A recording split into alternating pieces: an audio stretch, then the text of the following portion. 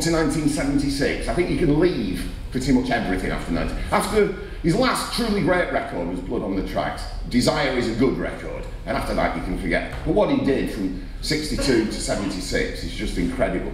And this is a picture of a very historic concert. This is May the 17th, 1966 at the Manchester Free Trade Hall. And a lot of you will know this concert as the one in which somebody famously or infamously shouted Judas at him. And it blew him sideways, and there was this enormous... I was fascinated by this gig. I wasn't there, I was 6 years old, I was 9 miles away. Probably watching Emergency Ward 10 with my grandma when it took place.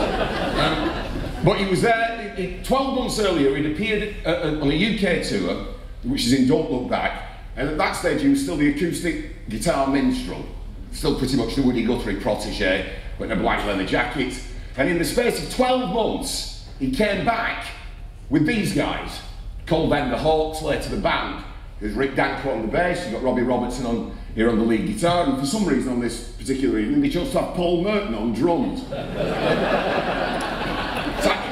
It's actually a fellow called Mickey Jones, who was a standing drummer because Levon Helm, the regular drummer, had got so sick of being booed at the concerts he'd done so far in the United States, he pulled out of doing the British gigs.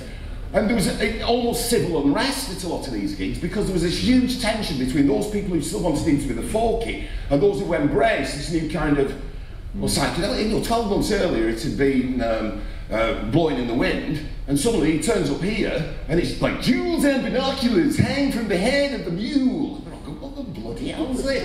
At massive volume. Mickey Jones told me, the drummer told me, and he said, I interviewed him and he said that when he hit his snare drum, they brought with them the biggest amplification system that had ever been assembled in the UK at the time. Don't forget, around the same time, Martin, the Beatles were playing the last concerts in baseball stadia in the United States, still using Vox AC30s and nothing else. And they bring this bloody great thing, and everybody goes nuts. It was just massive volume as well. And Muddy Waters was booed for going electric. Muddy Waters was booed for it going electric. It was, you know, there was a very purist thing going on as well.